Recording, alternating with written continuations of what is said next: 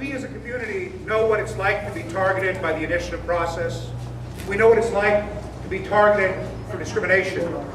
When I testified last week before the Joint Legislative Committee on the Judiciary about this initiative, I told a couple of personal stories about race-based discrimination that impacted my family. And I told a story about my mother as a young girl who lost her mother at 2 years old, living in boarding houses, boarding schools, and being put to bed with a little saying that said, "God made me, He made me in the night, He made me in such a hurry, He forgot to paint me white."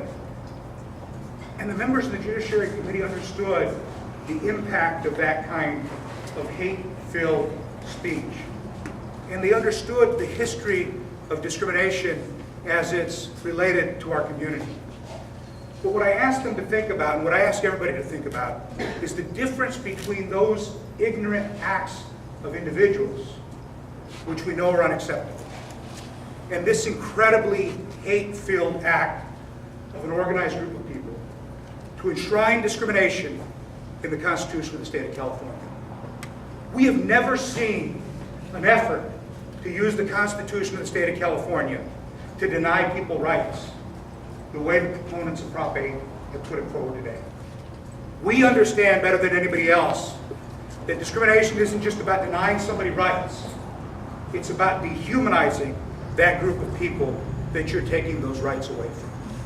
Proposition 8 is a horrible, insidious message to the community that we're worth less than others. And that is why it's so inspiring to see all of you here today, to stand up against that hate, to stand for the proposition that we as a people in California love our neighbors, love our family members enough to see past the rhetoric of the proponents of this initiative. And I think that this community is going to be at the forefront of opposing Proposition 8.